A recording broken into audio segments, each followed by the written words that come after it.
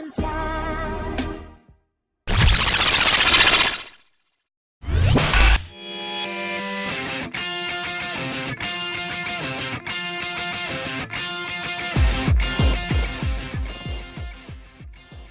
be honest, I have a really negative bias against light novel adaptations. In my opinion, most of them have a really poor execution, and even if they sound like they could be good, they could still manage to screw everything in the last minute. It has happened. Yet I have also found a few exceptions that have stood out as amazing stories, and to miss those because of my bias would be kind of a shame. And so it is with this optimism that I went into Re:Zero, however you pronounce that. A show that is clearly based off light novel adaptation, given away with a ridiculous long subtitle, with an interesting twist in the classical transported into another world story. So let's see how does it play out. This is Re:Zero.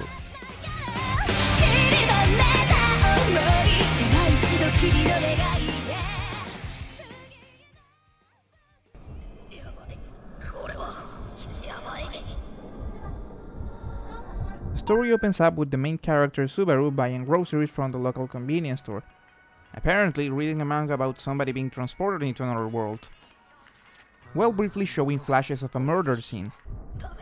I understand they are trying to foreshadow these events, but what does it have to do with groceries? Is it gonna have any importance in the future?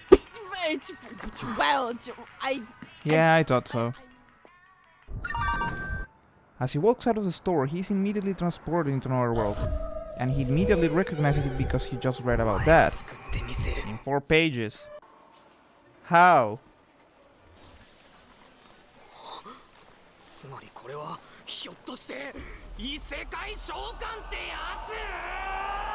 Am I the only one who wants to know what happened in that manga?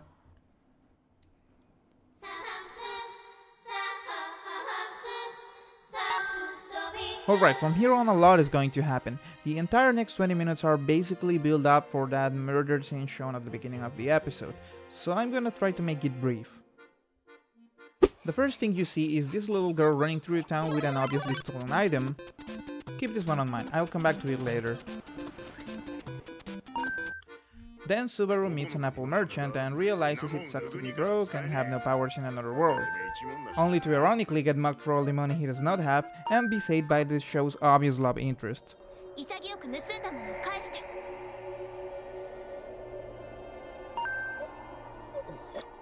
Then we are introduced to Pop.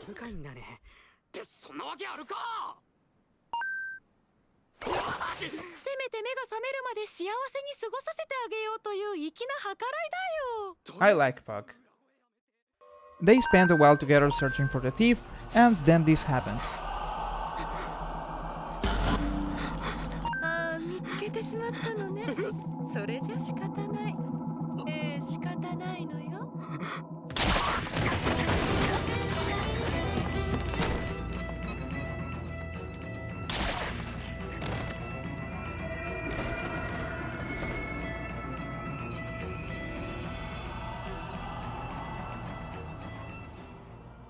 I loved this scene. It had a great build-up, the atmosphere was perfect, and it finally revealed the twist of the story, which is that Subaru can return back in time upon being killed. The problem is the scene that immediately follows.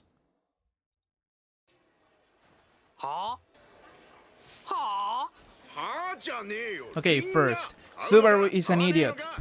But more important than that, this sudden tone shift is only possible because of the extended duration of the episode. Any other show would have to do something like this.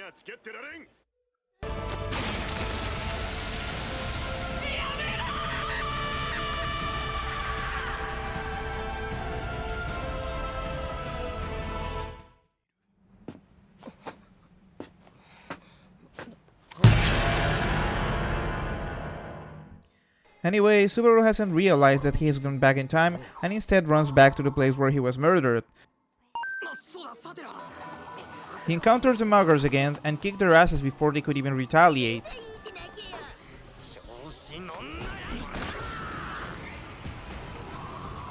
Two questions. First, is this the only alleyway in the entire town where you can go to that place? And two, were you always this strong? Because you could have done that before instead of needing to be saved.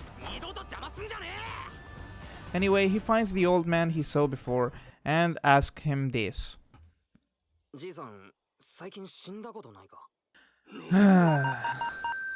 That's stupid. You're stupid. Stop being stupid. After that, we are actually introduced to Felt, the thief who stole this girl's insignia, and it's somehow related to this guy. They talk about selling the insignia to Subaru, but since he doesn't have any of this world's currency, he tricks him into believing that his phone is some kind of magical item that is worth a lot of money. And it actually works. The only problem is that Phelps was hired to steal that item, and the client who asked her is about to arrive.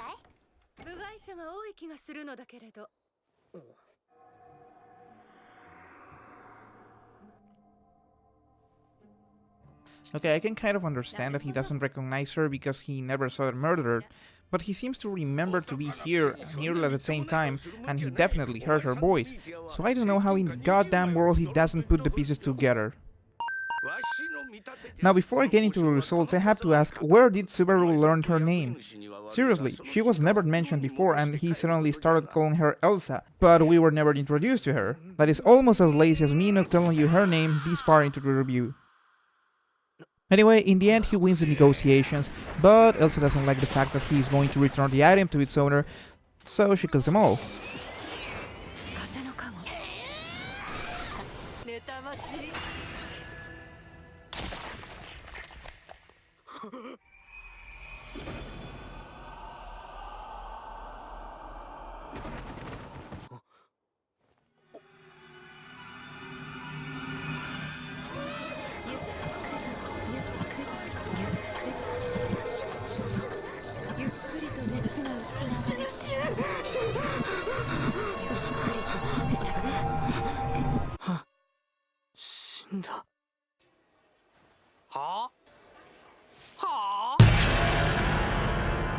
Ha! Now you know how it feels like.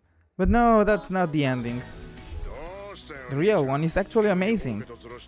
In fact, the director seems to have a quirk for using the ending in a way that is most impactful to the viewer.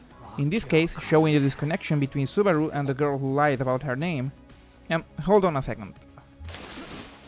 Okay, I really wanna keep on hating Subaru, but this ending is just so good, I forgot about it completely. And I'm not talking about the animation, it is everything about this ending.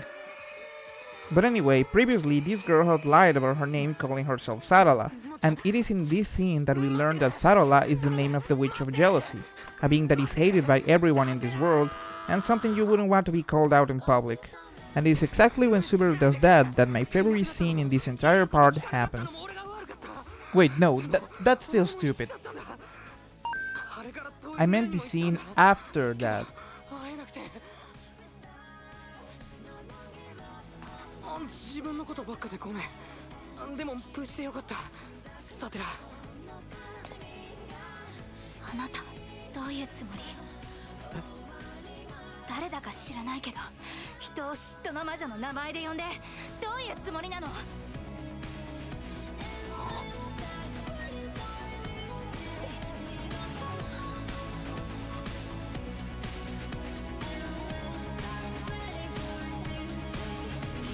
Not even Subaru's idiocy can ruin the brilliance of that scene. But anyway, it is about time to wrap this up. Felt sneaks up on them and steals the insignia, and here's where I have to go back to this scene. In that scene, she had already stolen it before Subaru met the Apple merchant, but in this one, it happened after that. Honestly, it is not all that important, but this is one of the minor inconveniences of time travel stories. Wibbly wobbly, timey wimey. Subaru follows Whitey into the alley, and for the third time he meets the muggers. Well, show them who he is. Wow. You really seem to be growing stupider with every reset. At the very least, he finally realizes that he's been returning back in time every time he dies, and named this ability Return by Death.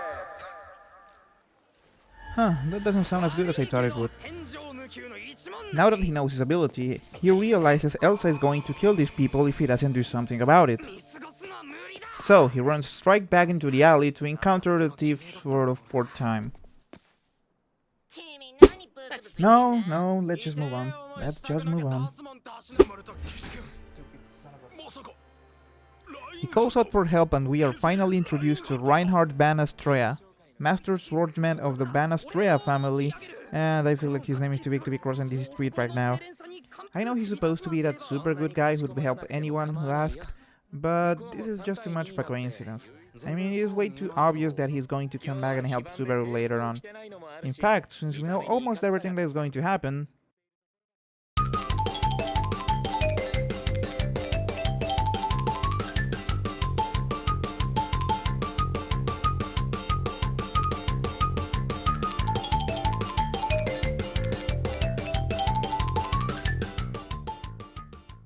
it turns out that the four of them are not enough to best Elsa. Except for Puck, who apparently had to go to sleep. So they sent Feld to ask for help, while they tried to hold her down. Luckily enough, Reinhardt happened to be nearby because otherwise... Yeah, get out of here.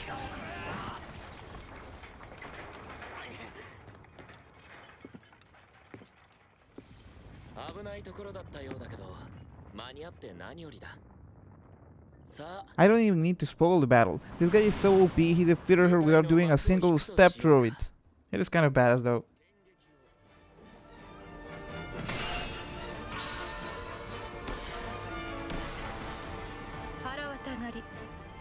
I guess at least Reinhardt doesn't need to magically learn your name.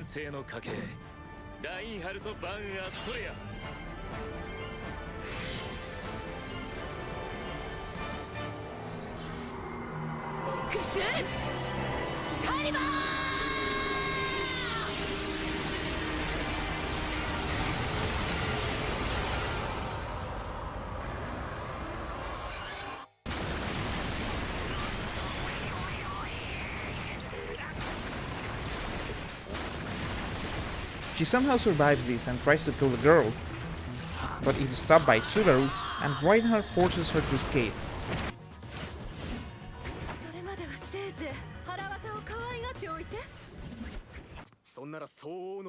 And finally, Subaru claims that now that she owes her life to him, he can ask for something in return, which is...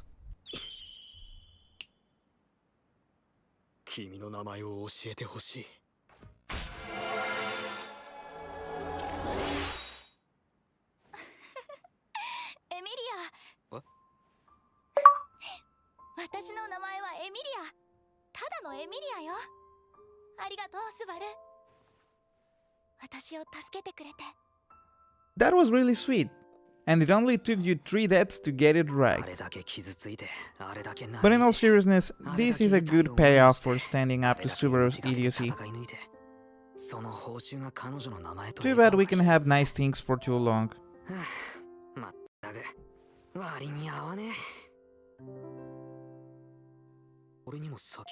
Wait a minute.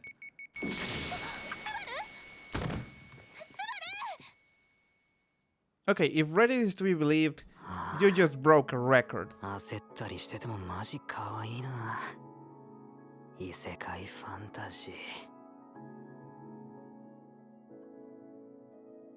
And that is the end of the episode. Sort of. Like I said before, the director loves using the ending in the most impactful way possible. So while the credits roll, Subaru gets patched up, and Reinhardt takes Peltz into custody after seeing her holding Emilia's badge. Only to end the episode with the following.